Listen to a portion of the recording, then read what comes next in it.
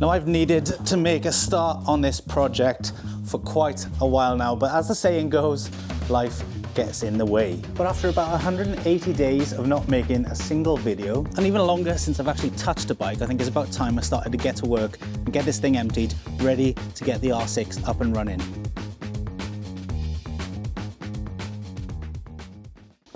While I move the e-bikes, the plan is to get the R6 at the front, the other R6 at the back, then the Panigale, GS and Husqvarna with the tools down the left hand side, and then all this rubbish moved out so that I can move around the bike without any issue.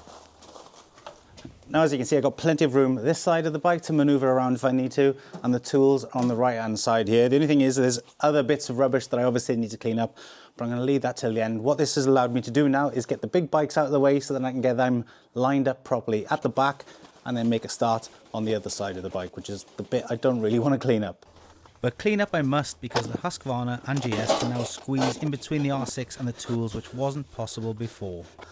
So that's the bikes where they need to be. They're all lined up, good to go, looking pretty in the background. They all need a little bit of a clean up, and 3 of the 4 bikes have dead batteries. That's the BMW, the R6 and the Ducati are all flat. The Husqvarna is the one that still lives, and obviously the Tenere is outside and it's probably going to stay there just so I can grab it and go whenever I need to. There's no point manoeuvring it in and out all the time.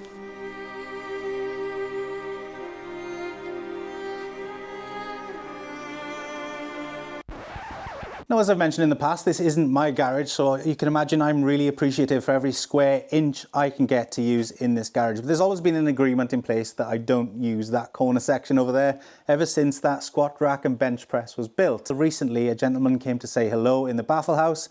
My brother weighed up the options and said to me, you can use that corner, but the catch is you've got to clear it up yourself. But that's not really a catch, because when you look at it, there's R6 fare in there, there's tyres there, there's all sorts of rubbish there, the BMW seats are up there. This is all stuff that belongs to me anyway, so I need to move on, get that all sorted, and I obviously owe my brother and that gentleman a nice cup of coffee whenever I see them next. Now, if you made it this far, well done to you. And if you're thinking, Mal, why are you making a video on cleaning your garage? Then you're not alone, because I was thinking the same thing when I started making this video, and even when I started editing it. As with a few videos I've made in the past, I thought they were a waste of time and I binned them off, and I almost binned this one off. But you know what? Some things need to be done. I got stuck in the trap of not making videos, and I got stuck in that trap of trying to predict what videos people want to watch, and that has really slowed me down. I just need some more money.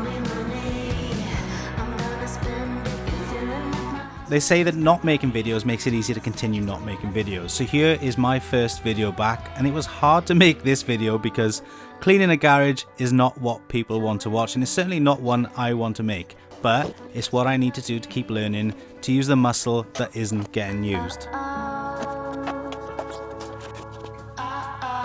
With this video, I'm now back on track, reminded that we can please some people some of the time, but not all people all of the time. So here's to getting this garage ready, making a start on the R6, and if you've made it this far, drop a like and let me know what bike you're looking forward to seeing throughout 2025, because they're all going to get worked on and ridden, and I'd like to keep a project on the go in the garage as well. So all interactions will help this channel out, and I just want to say a big thanks to all of you that have followed this channel so far.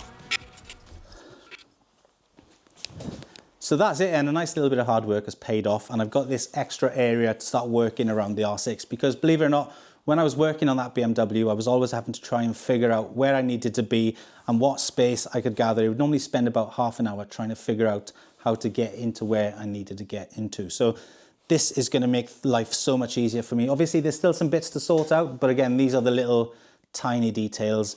Just to have that space there all the way around is just amazing. So that is going to bring this video to an end. If you want to follow along for the journey, please click subscribe if you're not already subscribed, and obviously click that thumbs up button because that helps the channel out loads. So I'm going to bring that to an end. Thanks for watching. See you with a new video soon.